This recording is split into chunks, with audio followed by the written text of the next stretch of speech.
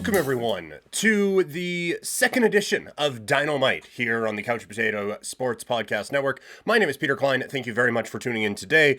This week on the show, a little delayed, apologies for that, we are going to be looking at what exactly we're watching for the rest of the way with this Toronto Raptors team, plus a little bit of a breakdown on the Kelly Olynyk contract. So that's what's coming up. You see the social media stuff down below if you're watching on YouTube, and if you're listening in podcast form, links in the description below. All right, let's get into it. So results-wise, not a great week for the Raptors. Since we last spoke to you, they've won one game. That was against the Charlotte Hornets, who are barely an NBA team, and also Toronto blew a giant lead in that game and had to hold on for dear life. So breaking each game down individually doesn't necessarily seem like it matters all that much at this point. Like we're looking at the standings right now. This is a Raptor team that is certainly on the outside looking in when it comes to the play-in picture. Toronto currently sitting 5.5 games out.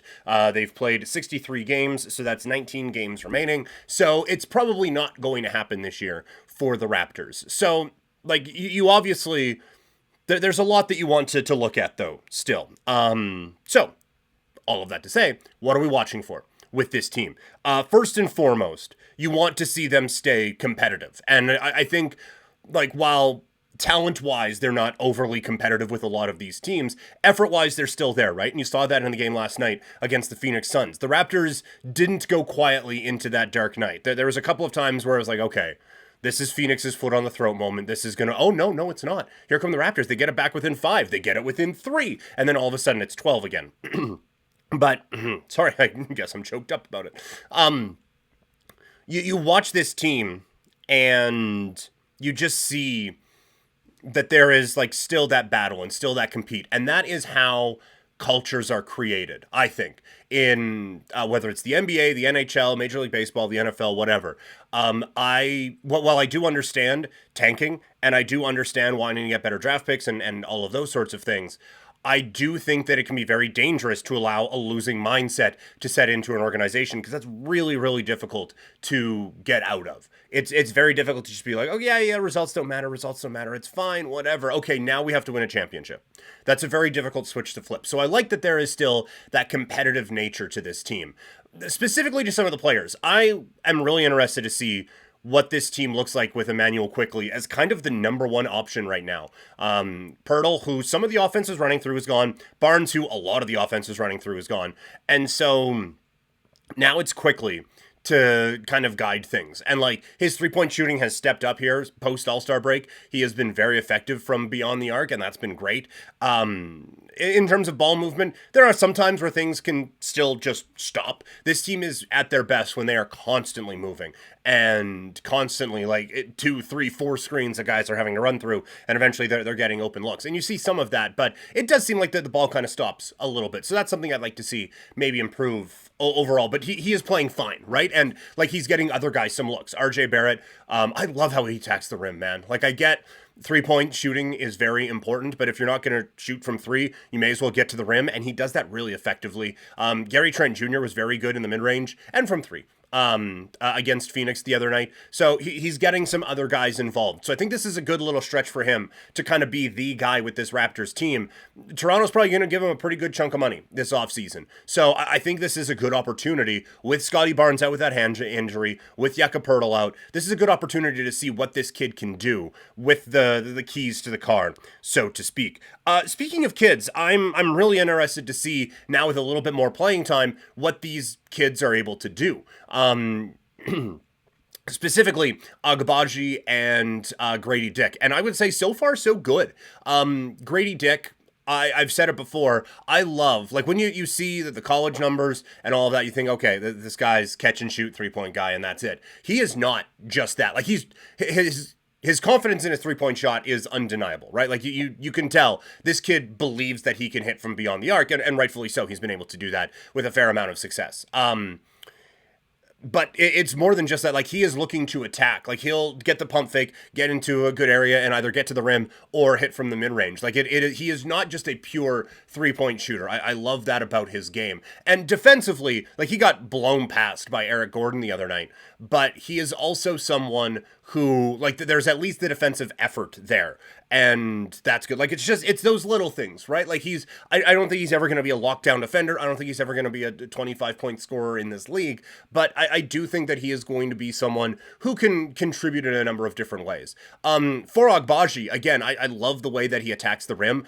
His 3-point shooting has been really, really good. I think his court sense is quite impressive as well. Like, just getting an understanding of, like, when I can go, when I can't, when I should, when I shouldn't. Kind of like Dick was as well. Where it's not just, I'm not just selling for a 3-point shot, or I'm not just beelining for a dunk. It's what is the defense giving me?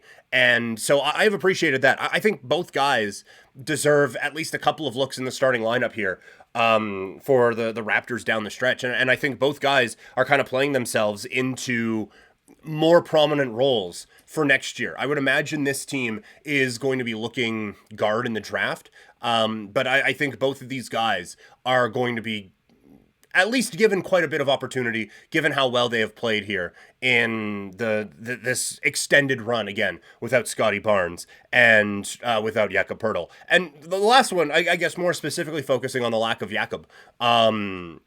Chris Boucher getting back in the lineup. 24 minutes last night after sitting out 3 games and then only playing 5 minutes and then sitting out a couple of other games. He is always someone who I have felt to be a touch overrated, to be perfectly honest. But he is also someone who I view as someone who can still contribute more than he has. And so this is his opportunity to prove that he can still do that. Whether that is with the Raptors or with another team, he can still put up some numbers and he can still contribute. The problem with this Raptors team right now is they are getting the tar beat out of them down in the paint, right? Like, Zion bullied and got whatever he wanted the other night when the Pelicans beat up on the Raptors. And last night you saw, like, Eubanks and Nurkic were giving them problems. And it's caused some defensive issues, right? Like, Nurkic will get the ball on Poeltl, on Olynyk, and quickly goes down to double. And it's like, look, man, you're playing Phoenix. You'll let Nurkic get his, okay? Can we just watch out for the other guys? Now, the other guy was Grayson Allen, and that was annoying as hell in the first quarter. But it's creating some mismatches for this Raptors team right now with no, like, real big down there to slow things up at all. So I'm interested to see what Boucher does, but I think he is kind of is what he is at this point. But what he is still someone who I think can contribute in a rotation, maybe even the back part of a rotation, but can still contribute on an NBA team. So those are just a few of the things that I'm going to be watching for the Toronto Raptors in this next little stretch. The other big news of the week is that the Raptors have signed Kelly Olynyk to a new contract. And this is, I think, great news for Toronto. I get that they are kind of going in a new direction and going a bit more of the rebuild route. You still need NBA players. And I think Kelly Olynyk fits this roster to a T. He is exactly what they're looking for. When he's out with the bench group, the offense kind of runs through him, and he sees the court so well. And with both him and Poeltl, I said it last week, like, he's kind of Poeltl's mini-me. He sees where the openings are. The passing is really, really good. That was not something I was anticipating watching this guy on a night in, night out basis, is how well he sees the floor and how quick and crisp those passes are that are able to take advantage of Quickly and Barrett cutting to the rim. He fits the offensive system in such an efficient way that it really was a no-brainer, I thought, to keep this guy around. He does seem a little bit out of his depth with the starting group. Like I said, like, Nurkic was giving him some pretty big issues last night against the Phoenix Suns. And he's just, if he's your 5, there's a pretty good chance you're going to be bullied a little bit. But as the 4, I think he is a perfect bench fit, or even as a bench 5, a small ball 5 against other small ball units. He is really effective. You're relatively comfortable with him in a switch as well at points. I do think, just a note, even when Poeltl was healthy, I do think the Raptors were switching their bigs a little bit too much. Teams were using that to, like, switch both guys onto a guard, and then that guard just pulls them as far away from the rim as possible, and then the Raptors are really small after that, and so you can just get whatever you want on Toronto in the paint. Like this is a small basketball team. But I think Olynyk's skills match up pretty perfectly with what this Raptors group is looking to do, and so I think he is one of those ones, because of how well he fits into the system. He can make the kids around him better, whether it's Agbaji or Dick or whoever they draft and bring in for next season. So just a little bit of what I'm looking for from, or a little bit of what I'm excited about from Kelly Olynyk. Okay, so next week, it's going to be a little bit different. We're going to run through the top 10 Raptors of all time. I'm going to be in Mexico, and we're not doing quote unquote live shows when I'm in Mexico. So going to look at the top 10 Raptors of all time. Also, we then when we come back, going to be looking at maybe a bit more draft stuff and a little bit of that as the season winds down. But do like to look at the week ahead for the Raptors. They have a game coming up on Saturday night at Portland. That could be a win for sure. And then Monday at the Nuggets. That's probably going to be an ugly basketball game. I think the Raptors are going to have a very difficult time with Jokic and the Denver Nuggets. And then coming up on Wednesday the 13th, they are at the Detroit Pistons. We'll be back here on the 20th, just ahead of the game against the Kings. So between now and then, there's also a home and home with the Orlando Magic. Interested to see what the Magic have here, as they've really been making a push in the Eastern Conference. So, like I said, next week, looking at our top 10 Raptors of all time. Thank you guys so much for tuning in today. If you have any feedback, let me know in the comments below. If you're watching on YouTube, make sure you subscribe and like. Like I said before, this is a new venture here on Couch Potato Diary. So these videos are going to live just in like the video area, but also if you're just looking for Raptor stuff, that's all going to live here in the DinoMight playlist. Podcast wise, it's all the same. Just look for DinoMight at the end of the end of the show title. Again, if you have any thoughts on this, you can let me know in the comments or on social media, Twitter, Instagram, and TikTok. I'm at Primetime Klein, twitch.tv/PrimetimePK, hoping to do some NBA 2K